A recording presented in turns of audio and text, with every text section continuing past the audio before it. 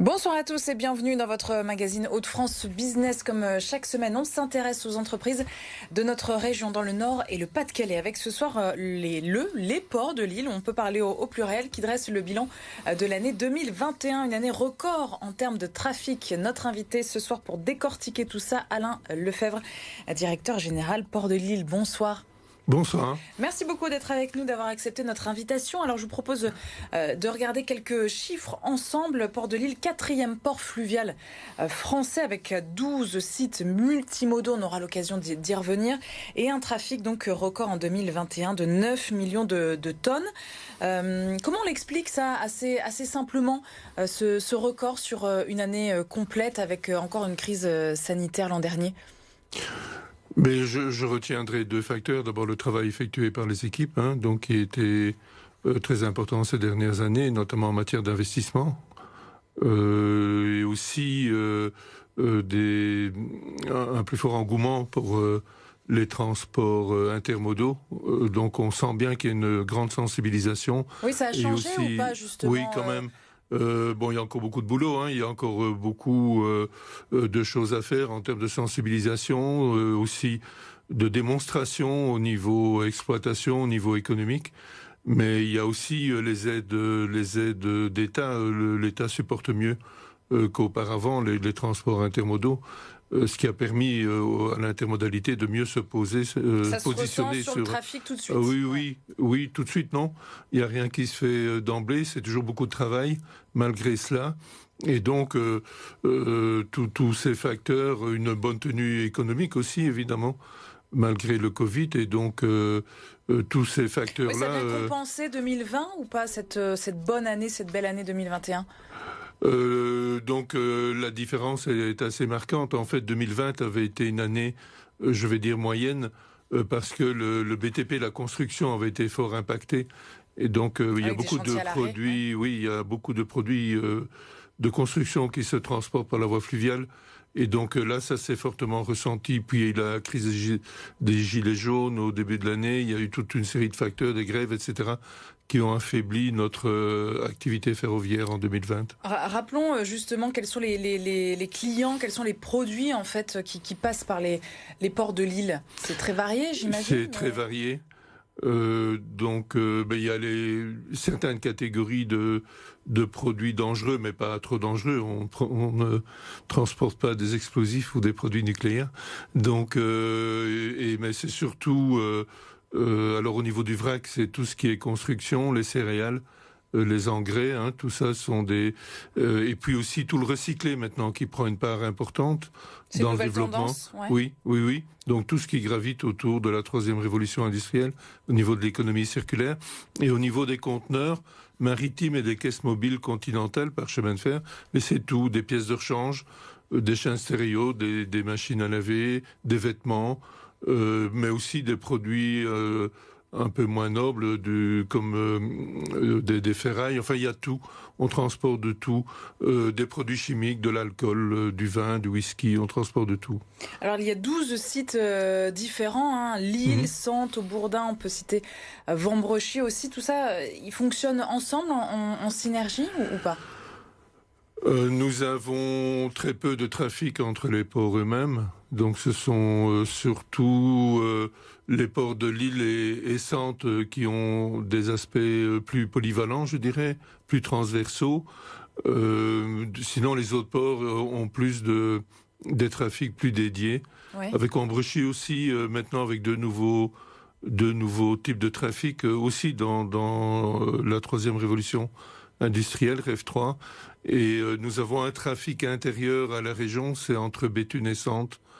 Donc un trafic de conteneurs.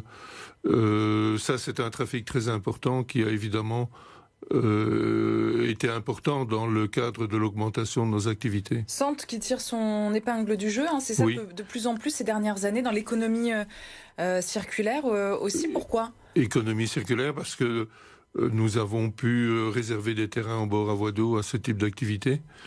Et puis aussi, nous avons plutôt dédié nos installations au fur et à mesure de départ des clients, principalement à des utilisateurs de la voie d'eau, donc ça principalement sur Sante, et aussi la construction de nouveaux entrepôts qui amènent du trafic fluvial également. Oui.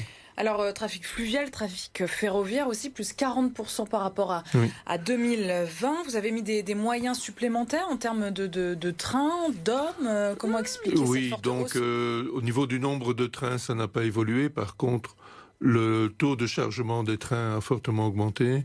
Nous avons travaillé avec SNCF Réseau pour une amélioration de l'accessibilité à la gare de l'Île-de-Délivrance. Donc on peut recevoir des trains maximum maintenant de 850 mètres. C'est la plus grande capacité en France, c'est ça ? C'est la plus grande capacité en France. Donc nous pouvons les recevoir sur notre terminal de Lille et aussi de Sante. Et puis nous avons effectivement mis les moyens en machines et en hommes pour pouvoir être très rapide sur nos terminaux afin de perdre le moins de temps possible par rapport au temps perdu sur les autoroutes et les nationales. Donc nous sommes extrêmement rapides. Un camion entrée-sortie chez nous, c'est moins d'un quart d'heure. C'est déterminé. Une des activités les plus rapides en France. Et pourquoi c'est une valeur vraiment ajoutée, ces trains, ces grands trains, et on n'a pas forcément cette capacité ailleurs en France ? On en met plus en fait, c'est ça. On en met plus en fait. On met plus de boîtes, donc la rentabilité est meilleure au niveau des trains, donc l'opérateur peut remettre des meilleures conditions commerciales, et donc tout ça c'est un effet boule de neige qui est assez lent malgré tout, mais il y a eu cette progression, et puis ces derniers mois, on est vraiment dans de fortes augmentations. Nous allons d'ailleurs devoir augmenter nos trains, et notamment travailler le samedi maintenant, donc 6 jours par semaine au lieu de 5. Et ça, au niveau moyen humain, vous avez recruté dans ce sens ? Vous recrutez encore du personnel ? Nous sommes encore en phase de recrutement au niveau des hommes de terrain, oui, des agents des terminaux et des conducteurs d'engins. Donc nous avons au début 2020, fin 2019, recruté 16 personnes. Notamment sur un total de combien pour les ports de Lille ? Donc maintenant nous sommes 85. Vous parliez de moyens, mais combien en euros tout simplement d'investissement pour permettre aux ferroviaires de se développer encore davantage, et même question d'ailleurs pour le fluvial aussi. Alors nous sortons d'une phase d'investissement de 60 millions d'euros, ce qui est sur l'année 2019-2020 la plus haute année en termes d'investissement de l'histoire des ports de Lille, donc ce qui s'est traduit heureusement en trafic intermodaux. Et donc maintenant nous avons des investissements importants à réaliser à Wambrochy pour améliorer la circulation sur le port et l'accès au port, générer moins de perturbations aussi à l'égard des riverains. Nous avons probablement quelques travaux alors c'est difficile à l'heure actuelle, mais probablement d'environ 500 000 euros engagés sur le terminal de Lille pour permettre de monter à 30 trains par semaine. Sur l'année 2022 là, sur l'année plutôt 2023, je vois plutôt ça sur 2023. Donc voilà, oui, il n'y a pas toujours non plus des investissements de dizaines de millions à effectuer, parfois des petites retouches. Vous ciblez là où il faut ajouter investir. Un aiguillage pour faciliter les manœuvres, etc. Et on récupère du linéaire de voies ferrées, ce qui nous permet d'accueillir plus de trains. Avec un engagement dans cette démarche évidemment éco-responsable, comment réduire encore davantage l'impact environnemental pour le port de Lille ? Mais donc c'est de poursuivre notre évolution forte en matière d'intermodalité. Alors d'être un acteur fort, ou en tout cas de positionner des acteurs forts en termes d'économie circulaire. Nous devons maintenant beaucoup travailler sur les économies d'énergie. Aussi de passer... Vous êtes touché là par l'explosion des coûts de l'énergie? Oui, quand même, au niveau de nos machines, oui, certainement, oui. Et puis nous allons installer une station multi-énergie, donc GNV, GNL et aussi hydrogène et électricité. Donc nous devons avancer fortement dans la numérisation pour améliorer la productivité de nos échanges, de notre accessibilité, de nos manœuvres sur les terminaux. Donc il y a beaucoup d'actions à réaliser dans ce cadre-là. Et puis on travaille beaucoup les aspects environnementaux, écologie, que ce soit au niveau des investissements avec des certifications de niveau mondial, environnemental niveau mondial, mais aussi avec des écologues. On a dédié un terrain pour planter des arbres, un arbre à chaque naissance du personnel du port de Lille. Donc depuis quelques semaines maintenant, nous faisons ça. Nous avons placé des radeaux végétalisés pour purifier l'eau d'une darse, etc. Enfin, il y a beaucoup de travail autour de l'eau. Une dernière petite question, peut-être quand même sur le canal Seine-Nord. C'est oui. un gros chantier. Il devrait être opérationnel en 2028-2030, si je ne me trompe pas. Pourquoi c'est un enjeu majeur, y compris chez nous, dans la métropole lilloise ?